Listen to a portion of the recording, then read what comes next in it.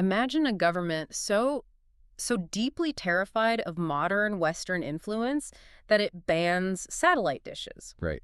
I mean, heavily monitors public gatherings and just obsessively polices exactly what its citizens wear on the street. Yeah, down to the smallest detail. Exactly. Yeah. Now imagine that very same government accidentally funding and facilitating the largest feminist modernization awakening in its region's history. Which is just incredible. Right.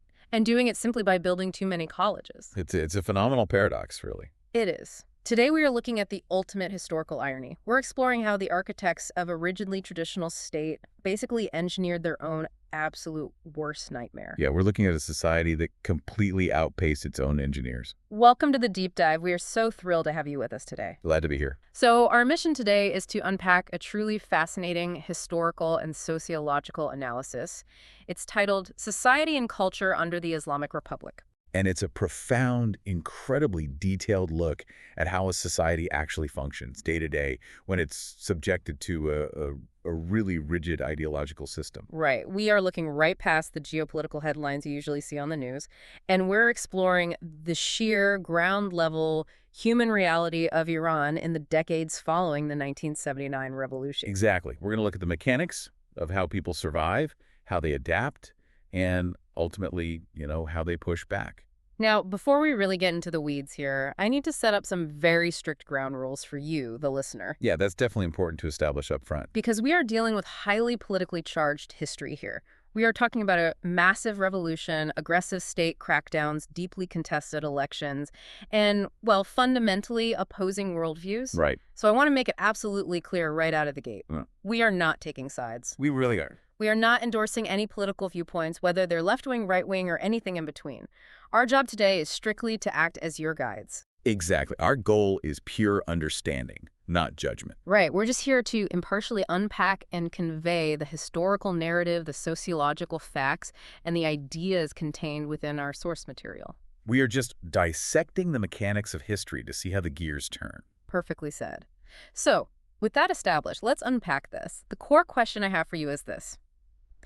How does a revolution actually rebuild a society from scratch once the dust settles? That is the ultimate question. Because tearing down the old system is one thing, right? That's the dramatic part. Yeah. Building the new one seems like where the real grinding friction happens. It absolutely is. And the central thesis of our discussion today provides a really brilliant counterintuitive answer to that. Okay, lay it on us. So the Islamic Republic tried to engineer a highly rigid, deeply traditional, religiously orthodox utopia. Right. But in the process of trying to force that utopia into existence, they accidentally catalyzed a massive, entirely uncontrollable demographic and cultural modernization. Yeah. They essentially created the exact society they were trying to prevent. The architects drew up blueprints for a small, easily controlled traditional cabin, but the foundation they laid organically grew into a sprawling, modern skyscraper. And the architects are still standing out on the lawn holding their original blueprints, right? Demanding that the skyscraper shrink back down. That's exactly it. Okay, we need to start at the beginning. Day one. Because before we can understand the complex society of today, we have to look at who was actually put in charge the day after the revolution succeeded. Right. The new elite. The historical record details a truly massive purge. The old Pahlavi-era elite, the technocrats, the wealthy business owners, the highly educated administrators who ran the ministries, they were systematically targeted. It was an immediate and staggering brain drain right out of the gate. Hundreds of thousands of them were abruptly purged from the workforce, forced into early retirement, or they simply fled the country entirely to avoid persecution. And the new regime obviously had to replace them. Right, someone has to keep the lights on. Exactly. But they didn't replace them with other experts. They relied on a very specific demographic of traditional middle and lower middle class loyalists. Okay. We are talking about people from deeply religious families, small retail merchants from the bazaars, and recent rural migrants who just arrived in the cities. So, practically speaking, how does that work? Let's put this in perspective for a second. It's like a hostile corporate takeover. That's a great analogy. The new owners come in and they immediately fire the entire C-suite. The CEO, the chief financial officer, the lead engineers, the logistics coordinators, Anyone with decades of experience managing the complex infrastructure of the company is gone by lunchtime. Completely gone. And they replace them with fiercely loyal but entirely inexperienced junior staff from the mailroom. Yep. My immediate question when thinking about this is, how did the country not immediately collapse? Even a strict ideological state needs the power grid to function and the trains to run. You would think so, yeah. Did they just not care? Or did they genuinely believe religious fervor could solve complex mathematical and logistical problems? They explicitly believed the latter, actually. Wait, really? Yes, they had a whole philosophical framework to justify it. The regime aggressively implemented a policy that prioritized a concept called tahud over takasos. Okay, let's break those terms down because they seem pretty foundational to everything that goes wrong later. They absolutely are. So tahud basically translates to commitment. Okay. Specifically, an unyielding Islamic commitment and zealous ideological loyalty to the new leadership and its political objectives. And takasos. That means expertise, professional competence, or specialized knowledge. I see where this is going. The regime explicitly and publicly stated that loyalty was far more important than actual competence or education. So if you were applying to manage the National Central Bank or oversee the water treatment facilities for City of Millions, it didn't matter if you had a PhD in economics or hydrology. Not at all. What mattered was how fervently you attended Friday prayers and whether you could prove absolute devotion to the supreme leader. Precisely. The rationale was that an expert who doesn't share your ideology is a threat. Right. But a loyalist who doesn't know what they are doing can at least be trusted not to sabotage the political project. Wow. But what does that look like in practice? Well, what this created in reality was what historians call a quamified political culture. Qom being the city that serves as the absolute center of Shia theological scholarship in Iran. Right, the city of the madrasas, the religious seminaries. Exactly. The clerics who suddenly found themselves holding absolute state power took the highly specific insular culture of those seminaries and projected it directly onto the modern state bureaucracy. That sounds messy. It was. Now, the culture of the madrasa is incredibly complex. It's built on intense rhetorical debate over ancient texts, shifting bonds of personal loyalty between students and grand ayatollahs, and deep, sustained, multi-generational internal rivalries. But debating theology is very different from distributing agricultural subsidies. Very different. Imagine running the Department of Energy, but instead of utilizing standard operating procedures and data analysis, your middle managers are engaged in philosophical debates over resource allocation. Right. They're forming alliances based on which Ayatollah they studied under, rather than what the power grid actually needs to prevent blackouts. And the result has to be total bureaucratic paralysis. It was chaotic. You get a system that is inherently paralyzed by its own inner circle, constantly battling itself, all while having to publicly profess absolute, unwavering loyalty to the supreme leader just to avoid being purged themselves. Exactly. And here is where the mechanics of this new elite get incredibly fascinating and, honestly, deeply ironic. Oh. We see the rise of a very specific group within this new power structure called the Akhwazades. Yes, the offspring of the masters. Right. So you have this revolution that was ostensibly fought for the common man, the downtrodden, the impoverished masses, against a corrupt monarchy. That was the promise. And almost overnight, the new system creates this brand new aristocracy of, for lack of a better term, Nepo babies. It is a striking contradiction, but it was really born out of structural necessity. How so? Well, the aging grand ayatollahs, at the very top of the system, needed to maintain a public image of pristine holiness. Right. They have to look above it all. Yes. They had to appear entirely detached from worldly, material affairs, focused only on the divine.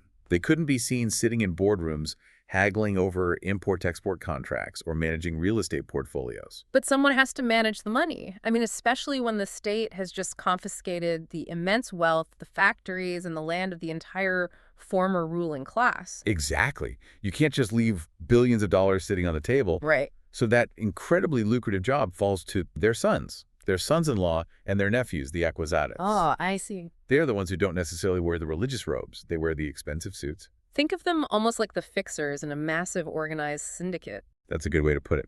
The boss has to keep his hands clean in public, so the fixers handle the dirty money, the negotiations, and the enforcement behind closed doors. Wow. They effectively became highly powerful chiefs of staff for these clerics. They managed the massive religious endowments, facilitated billion-dollar business deals, lobbied for political influence, and oversaw all the lucrative state-run foundations that absorbed the confiscated wealth. I want you, the listener, to really put yourself in the shoes of an ordinary citizen living through this. Yeah, try to imagine it. Imagine you actively participated in a dangerous revolution. You risked your life in the streets to end systemic corruption and massive wealth inequality. Right. And then just a few years later, you're watching your country's vast wealth being quietly, systematically rerouted to this tiny, quarreling network of religious insiders. Meanwhile, your own economic opportunities just vanish. Exactly. Simply because you don't have the right ideological credentials or the right uncle. It bred an immediate, deep-seated cynicism. That insider versus outsider divide has remained fundamentally intact ever since. I can imagine. It created a new oligarchy that was, in many ways, far more exclusive and more fiercely doctrinaire than the monarchy it had just violently replaced. So that's what is happening at the absolute top. That's the elite level, the new C-suite. Right. But while these factions are busy carving up the political and economic pie in Tehran, there is this massive silent explosion happening right beneath them across the entire country. This is perhaps the single most crucial variable in the entire equation of modern Iran. A demographic time bomb that is going to dictate everything that happens for the next 40 years. The demographic statistics from this era are truly staggering. Let's hear them. Between 1976 and 1986, the population of Iran grew by an astonishing 9.3% annually. Which is just a fundamentally massive number for a nation-state. It really is. I mean, to put it in perspective, in 1956, the population was around 18.9 million. By the early 21st century, it had blown past 68 million. And the direct result of that specific concentrated boom in the late 70s and 80s was that by the mid-1980s, over 50% of the entire Iranian population was under the age of 20. Half the country is essentially teenagers and small children. Yes. And initially, the regime viewed this as a tremendous divine blessing. Really? Oh, yeah.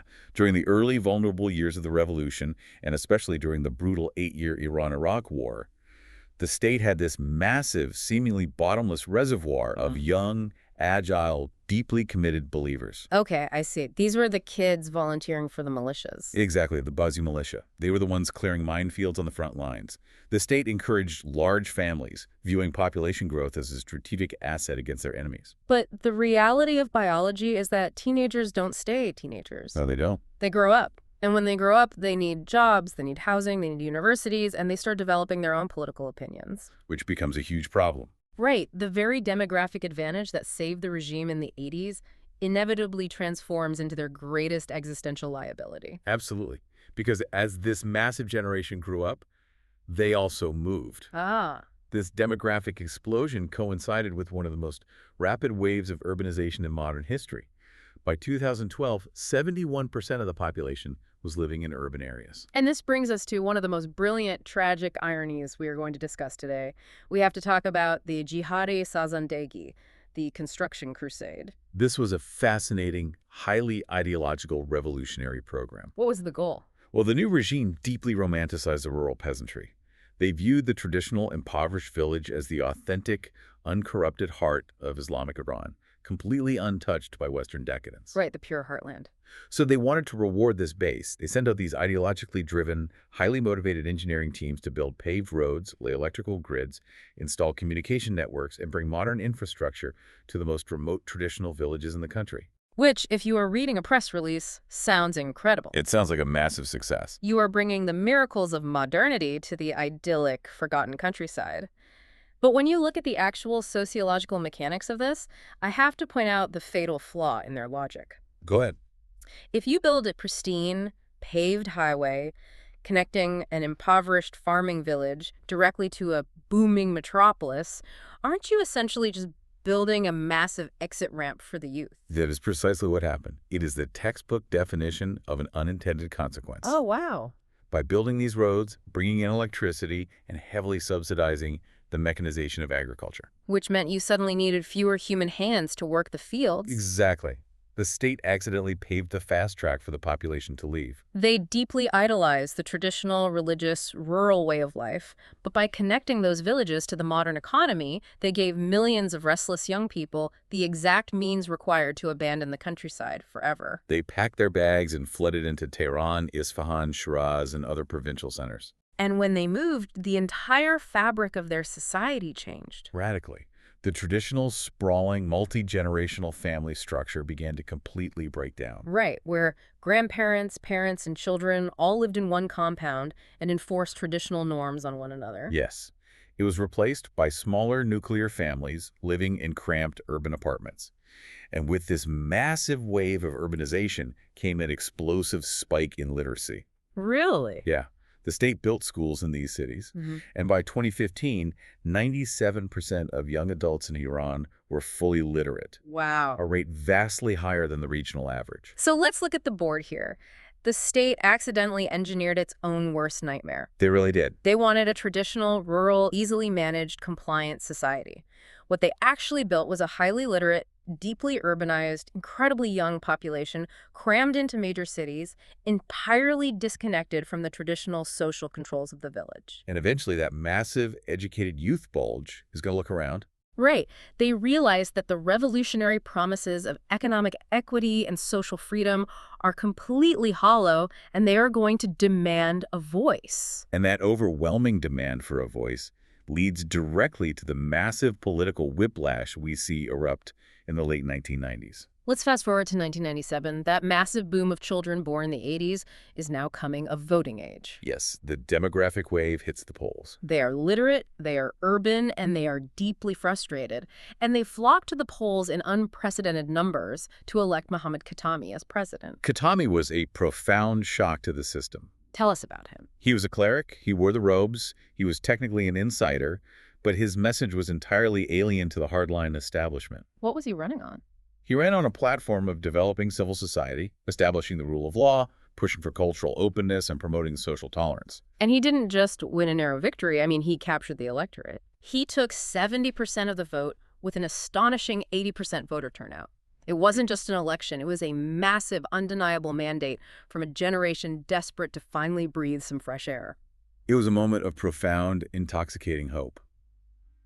The reformist movement, often called the Dovami Khordadi movement after the Persian calendar date of his election, genuinely believed they could fundamentally reform the system from within. They believed they could bridge the gap between Islamic ideals and a pluralistic, modern, democratic society. And for the first year or so, there was a very real, noticeable thaw. Oh, like what? Independent, critical newspapers began publishing, controversial books were taken off the banned lists, student groups flourished, and the suffocating cultural climate noticeably relaxed. But history refers to Khatami's presidency as a mirage. I need you to explain the mechanism here, because it's really crucial. Okay. If a president has 70% of the population actively supporting him and a massive mandate for change, how does his movement completely fail to alter the trajectory of the country? To understand why the reform movement failed, you have to look at the fundamental architecture of power in the Islamic Republic. Okay, let's look at it. It is a dual system, intentionally designed to prevent exactly what Khatami was trying to do. It's a relentless battle between soft power and hard institutional power. Walk us through how those two forms of power clash. Well, Khatami held the presidency.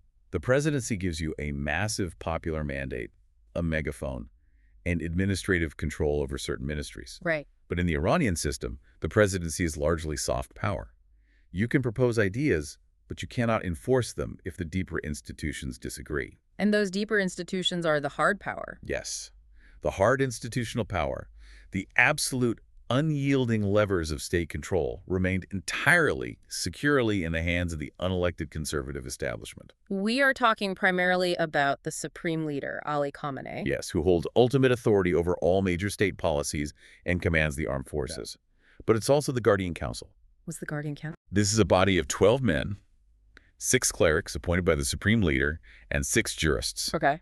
They possess the constitutional power to veto any legislation passed by the parliament if they deem it un-Islamic or unconstitutional, and they also have the power to arbitrarily disqualify any candidate from running for any office. Wow. That's a huge roadblock.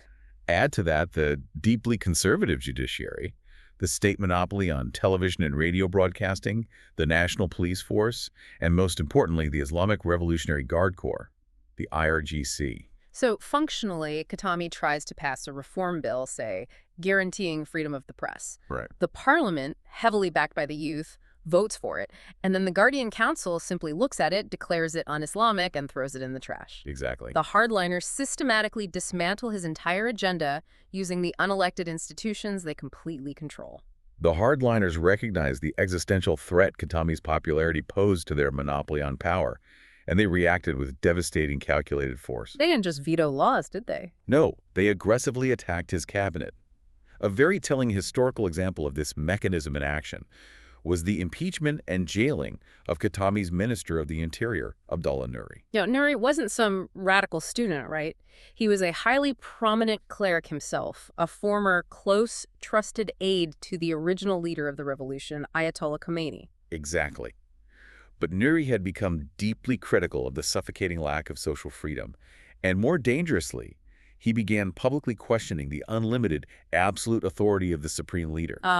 You can't do that. The conservative establishment could not allow a sitting minister to voice those thoughts, so the conservative-controlled parliament impeached him. And then what? Then the conservative-controlled special clerical court stepped in and sentenced him to 5 years in prison for anti-Islamic offenses. Wow. It wasn't just about removing a minister. It was a highly public, brutal demonstration of power. It really was. It was a clear, undeniable message to Khatami and the 70% of people who voted for him. Your popular mandate means absolutely nothing when pitted against our institutional control.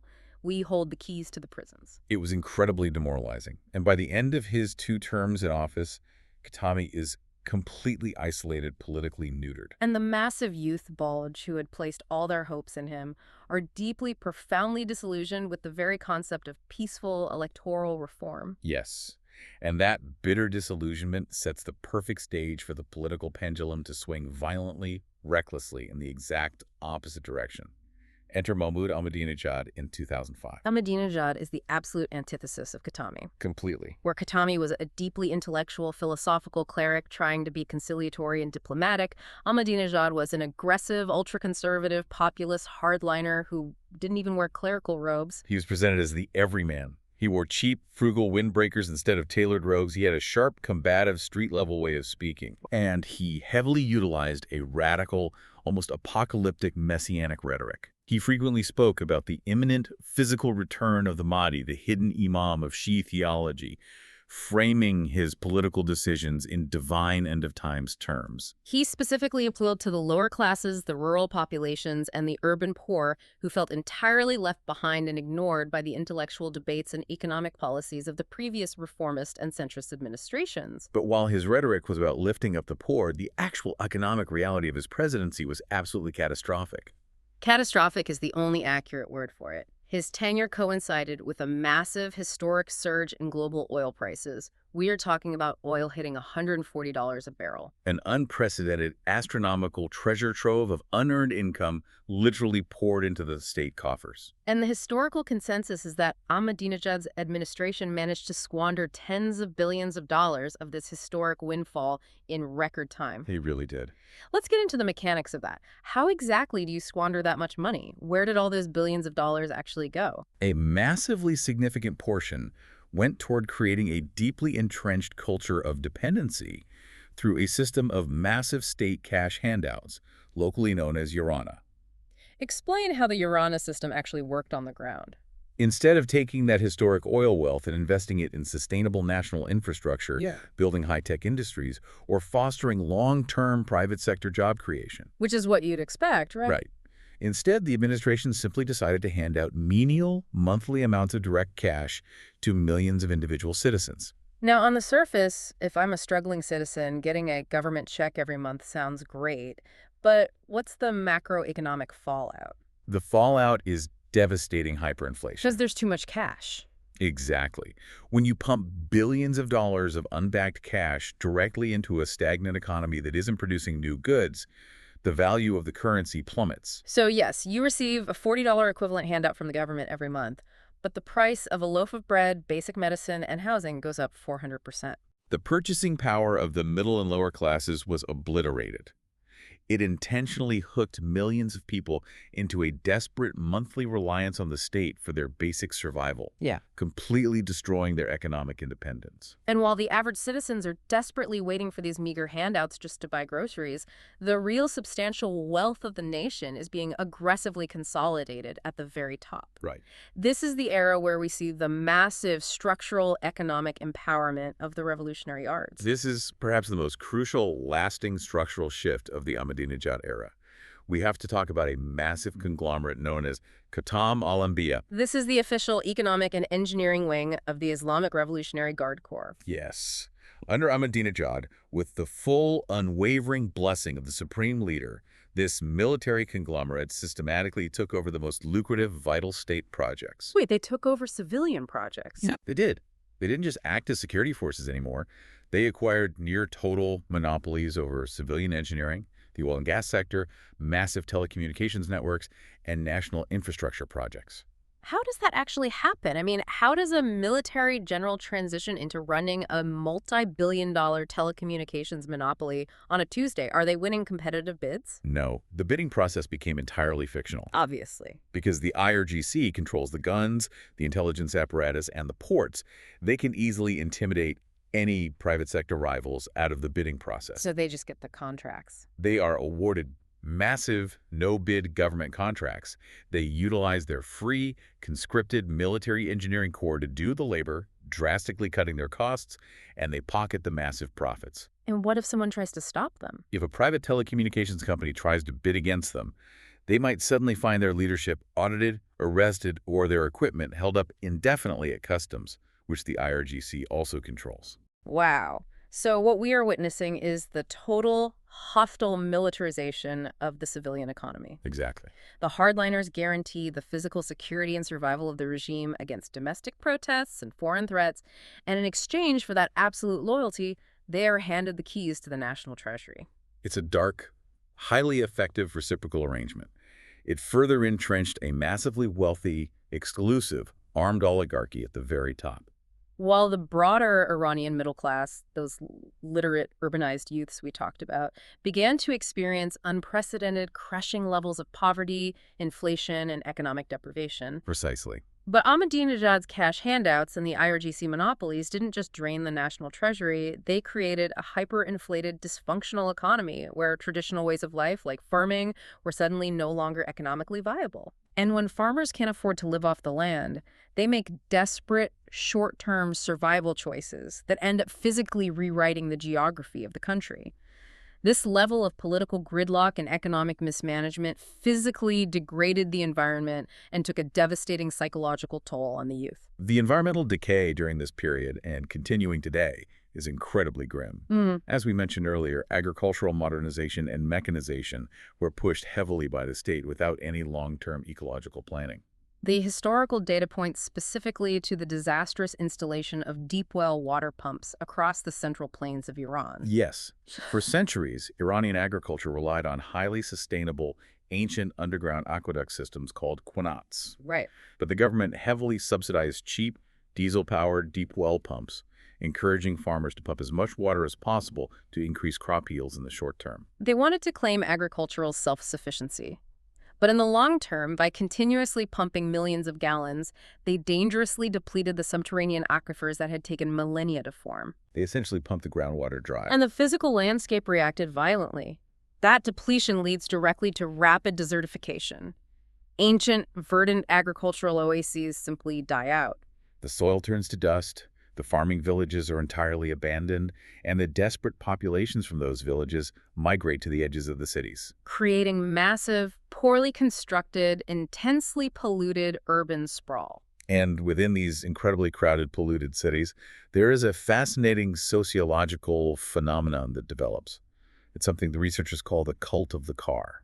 The urban traffic in cities like Tehran became legendary for its absolute chaos. The streets are permanently choked with traffic. Cars are parked haphazardly on sidewalks, in front yards, systematically destroying any remaining green spaces. But the sociology behind why the car became so culturally dominant is profoundly revealing. This is such a brilliant insight. I want you to think about your own commute. Think about the profound relief you feel when you close your car door after a terrible, stressful day at work. Yeah, that sigh of relief. Now, multiply that feeling by 1,000. Imagine that your car is the only place in your entire country where you can legally listen to the music you actually like. Wow. It's the only place you can let your hair down or hold hands with someone you aren't married to without facing the immediate threat of arrest and public flogging. That changes a simple Honda Civic from a mere vehicle into a mobile fortress. Exactly. It wasn't just about getting from point A to point B. In a society where the state constantly, obsessively polices your public behavior, your clothing, your gender interactions, and your speech. The interior of a car becomes a rare, highly valued, enclosed sanctuary. Yes, it is a strictly private space, moving through a highly surveilled, hostile public world. Owning a car becomes a vital instrument of personal empowerment and psychological autonomy when all your other civic liberties have been forcibly taken away. You roll up the windows, you blast your illegal music, and for the duration of that brutal 2-hour commute in gridlock traffic, you are finally in control of your own environment. But a car is only a temporary escape. Okay. Eventually you have to park. And the data shows us that the youth began searching for darker, much more destructive forms of escapism during this time. We have to talk about how this generation began to refer to themselves. They adopted the heartbreaking moniker, the Nazi Sukte. The burnt generation. Yes. It is a profoundly tragic self-identification. It refers to a massive demographic cohort that genuinely feels their entire potential, their youth, their intellect, and their aspirations were entirely consumed and turned to ash by the ideological rigidity and economic incompetence of the state. And the sociological data connects this profound generational psychological despair directly to an absolute explosion in illicit drug use. Yes, the statistics from this era show a public health catastrophe. While the state security apparatus was hyper-focused on policing moral purity, monitoring what women wear, ensuring businesses closed for prayer times, raiding private parties, they completely, catastrophically failed to stop a massive influx of narcotics. Because Iran sits directly on the primary trafficking route for heroin and opium flowing out of Afghanistan and Pakistan. Exactly. Opium use certainly had historical, cultural roots in the region, often among older generations. But the sheer volume and demographics of the usage surged uncontrollably under the Islamic Republic. And worse, cheap, highly purified, incredibly addictive heroin became utterly rampant, penetrating deep into high schools and university dormitories. If we connect this drug epidemic to the broader sociological picture we've been painting, it's clear that this addiction crisis was fundamentally a desperate form of mass escapism. When you are a highly literate, educated 25-year-old facing 40% youth unemployment, a suffocating lack of social freedom, And you feel entirely, permanently disenfranchised from your own future because the Acquazadas control all the wealth. drugs offer a very fast, temporary exit from that daily dystopia. Exactly. The regime came to power promising to eradicate Western moral turpitude and create a pure society, but their relentlessly restrictive, economically stagnant environment actually fostered one of the most devastating public health and addiction crises in the world. It's another glaring failure of their social engineering. And for those youths who possess the resources and refuse to turn to inward escapism like narcotics, the only other viable option was outward escape. We see the acceleration of the brain drain. This is one of the most visible, globally impactful consequences of that Tahud over Takasos policy, the prioritizing of blind commitment over actual expertise. We talked about how the regime aggressively pushed out the old Pahlavi elite on day one, but what the data shows is that this initial purge morphed into a continuous, desperate, multi-decade mass exodus of the new generation's brightest, most educated professionals. Hundreds of thousands of young, highly skilled Iranian doctors, engineers, software developers, and artists simply left. The historical accounts describe a generation sitting in transit, waiting in dismal detention centers in Malaysia, crowded refugee camps in Greece, and low-income, transient neighborhoods in Turkey, all just desperately waiting for a visa to the West. At no time in modern Iranian history had there been such a massive, sustained movement of people fleeing their own homeland during peacetime. And the most tragic, revealing irony of all this.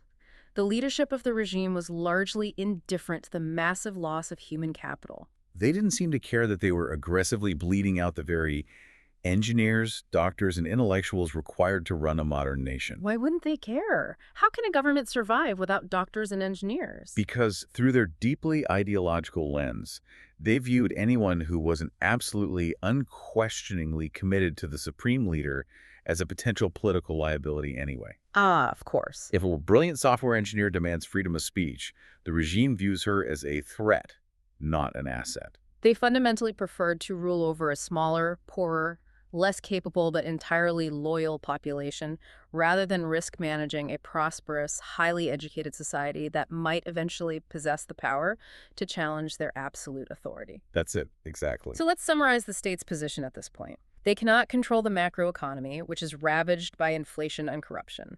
They are physically degrading the environment, pumping the aquifers dry.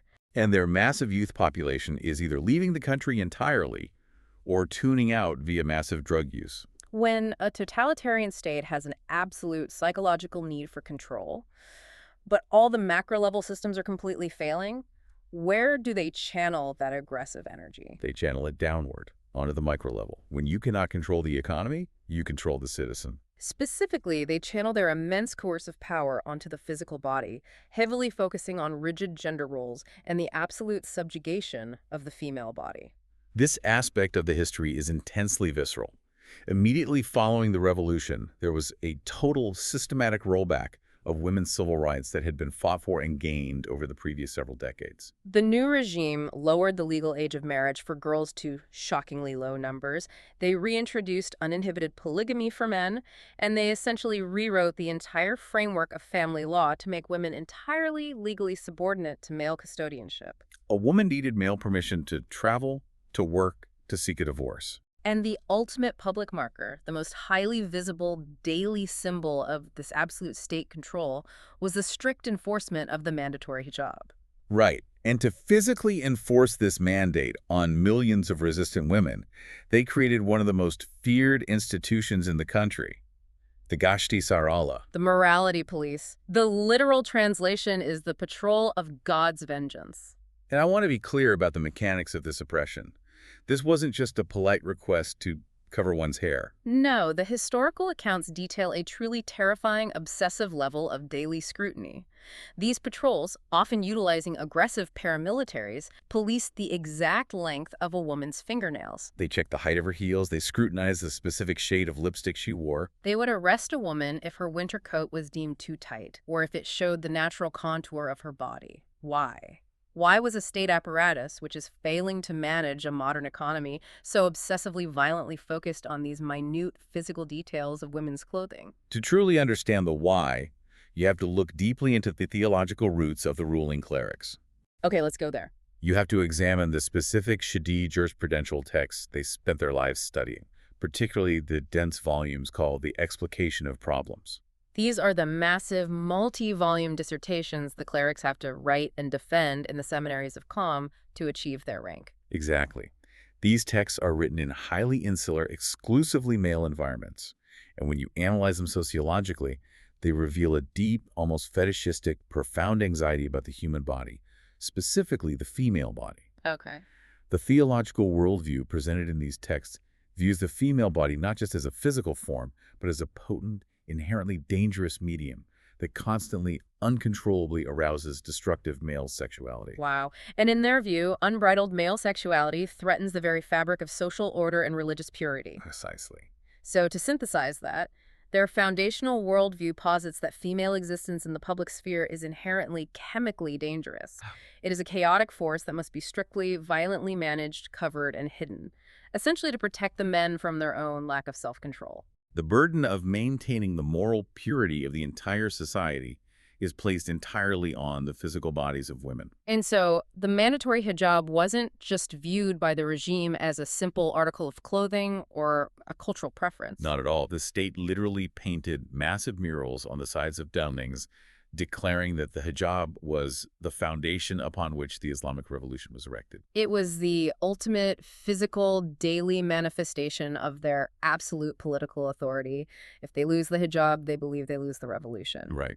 But here's where we arrive at what is arguably the most fascinating, consequential, unintended consequence in modern sociological history. It really is. It's a dynamic that completely undercuts everything we just talked about regarding the subjugation of women.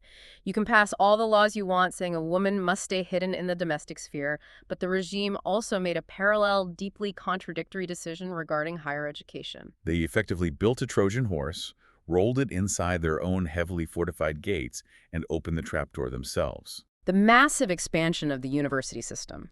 This is an absolutely brilliant, catastrophic miscalculation by the state. Let's look at the mechanics of this. The regime genuinely wanted to expand higher education. Right. They looked at the massive youth bulge and thought, if we aggressively build universities everywhere, we can systematically train this entire new generation in our specific Islamic ideology. We can mold them. So they heavily backed and funded the massive expansion of the private Azad university system, physically building new campuses in small, conservative towns and remote provinces all over the country. They made higher education vastly more geographically and socially accessible to the rural and conservative classes than it had ever been under the monarchy. Right. But what is the unintended consequence?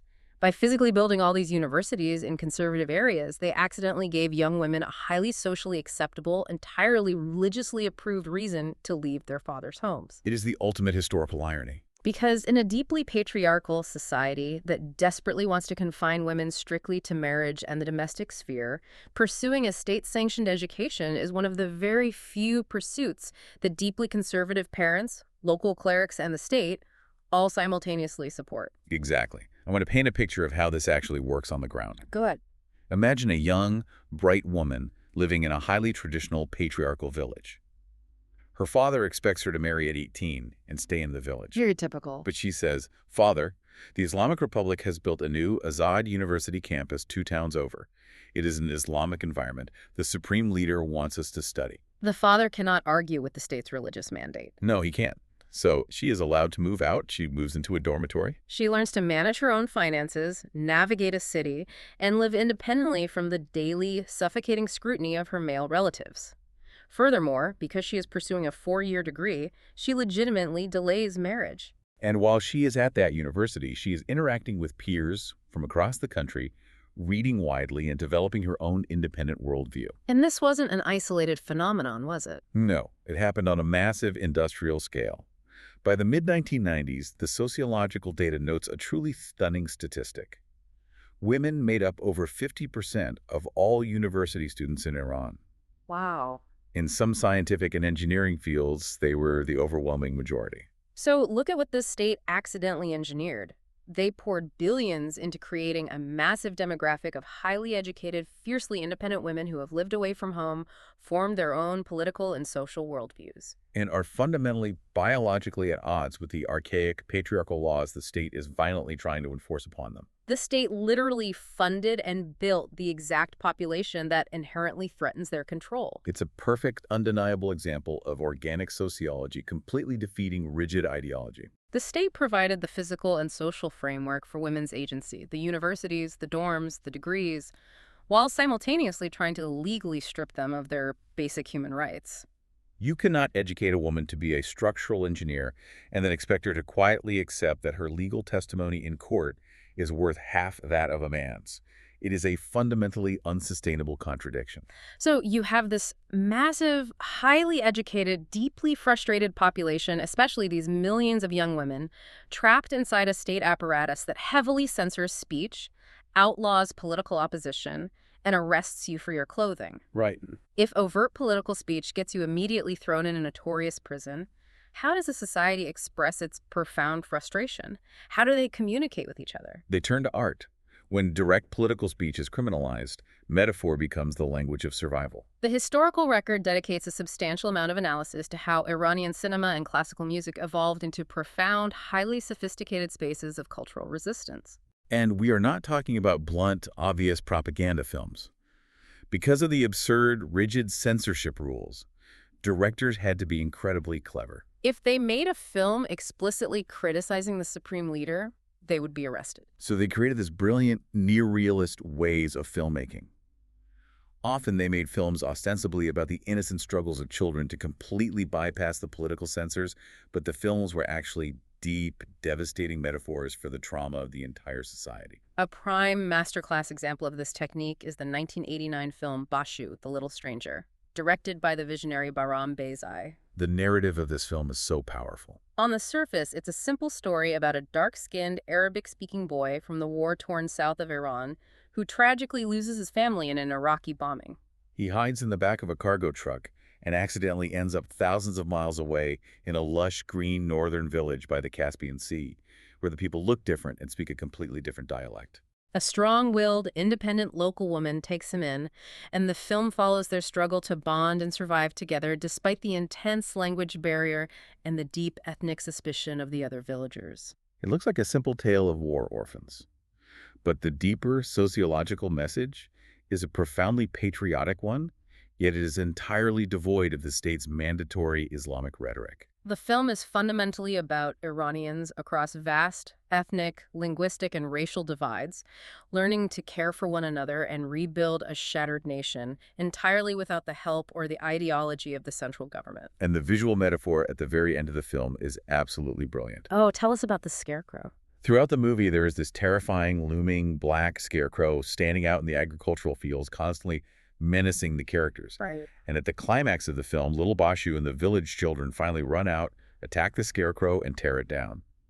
The artistic consensus is that the dark scarecrow clearly symbolizes the intimidating, soulless, patriarchal power of the central state. And it got past the censors because, well, it's just a scarecrow in a kid's movie. It's brilliant. It is a masterstroke of subversion.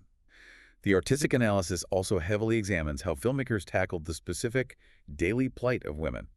A devastating example is Jafar Panahi's deeply controversial film, The Circle. Right, which takes an unflinching look at the vicious, inescapable cycle of everyday life for women navigating the streets of Tehran. It doesn't focus on elite politics. It follows these different marginalized women, some who have just escaped prison, some facing desperate, unwanted pregnancies, some forced into prostitution. And it painstakingly shows how the suffocating, misogynistic laws and the omnipresent morality police violently crush them at absolutely every turn, driving them to desperate, illegal acts just to survive the day. The film brilliantly depicts an accidental sisterhood. These are women who aren't devoid of agency or intelligence, but who are battling a vast institutional system that is explicitly designed to criminalize their very existence in public. The camera work is claustrophobic, mirroring the reality of their lives. And as the society matured, we see these themes evolve to capture the deep, paralyzing middle-class dilemma, perfectly encapsulated in Asghar Farhadi's universally acclaimed Oscar-winning film, A Separation. Oh, this film is an absolute masterpiece of social realism. The sociological breakdown of this movie is perfect. On the surface, it's a tense domestic drama about a middle-class couple, Nader and Simin, going through a bitter divorce. Simin desperately wants to leave Iran to give their young daughter a chance at a better, freer life abroad. Nader refuses to leave because he feels a duty to stay and care for his elderly, incapacitated father who is suffering from severe Alzheimer's disease. But the brilliance of Farhadi's work is the heavy metaphor beneath the domestic dispute. As analysts point out, the dying father with Alzheimer's is a potent metaphor for the crushing burden of Iran's vanishing glorious past. He is a history that is literally losing its mind and cannot care for itself. So the central question of the film becomes the central question of the entire Iranian middle class. Do you sacrifice your own future and your child's future to stay and care for a dying, decaying history? Or do you make the agonizing choice to sever your ties, abandon the dying father, and flee to the future in the West? The film intensely humanizes the exact grinding societal tensions we've been discussing, the clash of class, gender, rigid religion, and the overwhelming desperate urge to emigrate. It puts the agonizing reality of the brain drain directly onto the screen. Yeah. And this profound cultural resistance wasn't just limited to the visual medium of cinema. No, we must also look at the massive revival of classical Persian music as an intense act of political defiance. And the towering central figure in this movement is the absolute master vocalist, Mohammad Reza Shajarian. Shajarian is a legendary, fascinating figure. He was the undisputed master of the ancient classical Persian vocal repertoire, and he steadfastly, publicly refused to let the totalitarian state co-opt his deeply nationalistic art. He famously refused to allow his performances to be broadcast on state television because he vehemently protested how they manipulated his music to serve their political propaganda. He maintained his artistic integrity at immense personal risk, and the historical record highlights a specific, incredibly legendary concert he gave in 1982. The concert and the album were called B-Dad, which translates to injustice or outcry. Set the scene for us. Why is 1982 so important? 1982 is the absolute bloody height of the post-revolutionary crackdown. The regime is actively executing thousands of political dissidents, purging the universities, and enforcing the strictest cultural edicts. Fear is omnipresent. Public gatherings are heavily monitored. And in the midst of this terror, Shajarian steps onto the stage and sings a classic centuries-old poem by the revered 14th century Persian poet Hafez. I have the specific lyrics right here. In front of this traumatized audience, he sings, "Ours was the land of companions, the land of kindness. When did camaraderie end? Hundreds of thousands of flowers bloomed and not a single bird sang. What happened to the nightingales? Where are the songsters?" What's deeply fascinating here is the mechanics of how he uses ancient history to aggressively critique the immediate present. To the uneducated or rigid government censors, it's just a classic, acceptable medieval poem about a garden. They can't arrest him for singing Hafez. But to the thousands of people sitting in that auditorium in 1982, secretly mourning their purged friends, their executed classmates, and their entirely stolen revolution, asking the agonizing question, "Where are the songsters?" is a devastatingly clear, piercing lament for the violent silencing of an entire generation. It was a safe, legally permissible, yet incredibly potent way for thousands of people to collectively grieve in plain sight. So for roughly 3 decades, you have this incredibly complex, deeply frustrated society expressing its dissent quietly. They hide it in the subtext of award-winning movies, they weave it into the lyrics of classical poems, and they practice subtle, daily passive resistance on the streets, pushing a headscarf back a few inches, wearing a slightly brighter color. But sociological pressure valves can only hold back so much steam for so long. Eventually, the boiler explodes. And the historical record brings us to the pivotal moment when it all blew wide open, the summer of 2009. The eruption of the Green Movement. Right. Set the stage. Mahmoud Ahmadinejad, the populist hardliner who wrecked the economy, is running for his second term as president. He is challenged by 2 men who are actually longtime regime insiders, Mir Hossein Mousavi and Mahdi Karoubi. But because there are no other options, these 2 men unexpectedly become the massive vessels for all this pent-up, multi-generational middle-class frustration. The campaign period was unprecedented. The data notes that millions of people, primarily the youth and the educated middle class, poured out into the streets in Tehran, Isfahan, Shiraz, and other major cities, holding green ribbons and demanding basic democratic accountability. It was the largest, most vibrant mass demonstration of public will since the 1979 revolution itself. They truly believed their sheer numbers would force the regime to respect the vote. And then the election night results are abruptly announced. The historical consensus states bluntly that the vote was blatantly, clumsily rigged to keep Ahmadinejad in power. The numbers announced didn't even make mathematical sense based on regional demographics. And within hours, the supreme leader bypassed all constitutional procedures and immediately publicly endorsed the fraudulent result. The state effectively looked millions of its own citizens directly in the eye and violently enforced an obvious lie. And when the shocked public poured into the streets in the millions the next day to peacefully protest, asking, "Where is my vote?" the state's response was horrific. The historical accounts detail a brutal, coordinated military clampdown. We saw massive, sweeping arrests of students, journalists, and activists. There were widespread documented accounts of barbaric torture in unofficial detention centers like Karzak and the secret extrajudicial murders of young detainees. The accounts even compare the regime's psychological aftermath to the darkest days of the Stalin era in the Soviet Union. The state held these highly choreographed, televised mass trials where they forced physically broken, exhausted politicians and protesters to publicly confess to absurd charges of being part of a Western, foreign plot to overthrow the republic. And during this massive propaganda campaign, they actively branded the leaders of the protests with a very specific, highly theological term, Sarani Fetna, the leaders of sedition. And this specific linguistic choice brings us to the absolute aha moment of our entire deep dive today. The final, brilliant synthesis that the historical analysis offers regarding the total ideological blindness of the state. This detail completely blew my mind. Explain the profound theological irony of the regime choosing to use the word fetna to condemn these protesters. Okay, so on the surface, the authorities use the Arabic word fetna to mean sedition, chaos, or a treasonous rebellion against a supposedly just, divine Islamic government. They wanted to entirely discredit the millions of peaceful protesters by framing them theologically as enemies of God. But as deep theological analysis points out, in the specific Shi'i apocalyptic prophecies that these clerics study their entire lives, the word fetna carries a profoundly different, deeply dangerous subtext. What does the word actually mean in the deep theology of Qom? In the complex eschatological prophecies they study in the seminaries, the advent of the Mahdi, the ultimate savior who returns at the end of time to bring absolute divine justice to the world, is universally preceded by a necessary chaotic period known as a fitna. Wait. But in this prophetic context, the fitna is not a treasonous crime. It is a necessary, righteous, chaotic rebellion that organically rises up from the oppressed masses to completely topple the dark, corrupt, unjust age of the Antichrist, which is known as the Dajjal. Oh my God. Exactly. The final analysis concludes that the ruling authorities were so deeply blinded by 3 decades of absolute corrupting power, so entirely disconnected from the very people they ruled, that they completely forgot the nuances of their own foundational theology.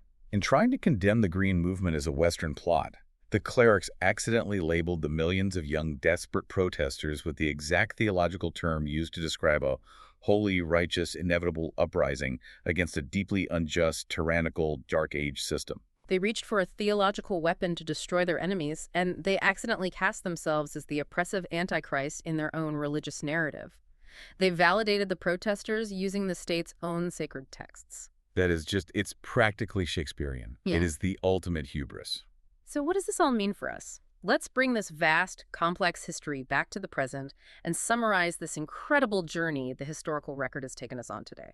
We started by watching a newly formed elite deliberately fire all the experts, prioritizing blind ideological loyalty over confidence, and quietly routing the nation's vast wealth to their own families, the Acquazadas. We saw a massive, uncontrollable demographic explosion and the tragic irony of a regime building paved roads that accidentally emptied out the very traditional countryside they idolized. We watched an entrenched, unelected political system systematically crush peaceful reform, squander tens of billions of dollars in historic oil wealth on cash handouts, hand the civilian economy over to a military conglomerate, and physically wreck the nation's ancient environment.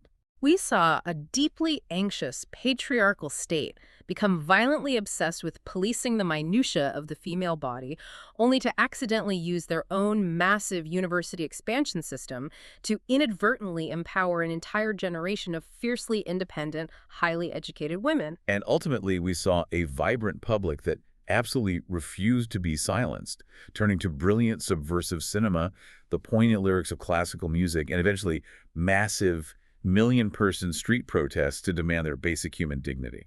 The history paints a vivid, undeniable picture of an aging, ideological state that desperately tried to freeze time in a rigid, traditionalist, patriarchal mold. But in doing so, they inadvertently birthed a highly educated, deeply urbanized, and profoundly culturally sophisticated modern society that is fundamentally, biologically, and intellectually at odds with its rulers. Which brings me to a final provocative thought for you, the listener, to mull over long after this deep dive ends, something that builds on everything we've unpacked today about the mechanics of power and population. Let's hear it.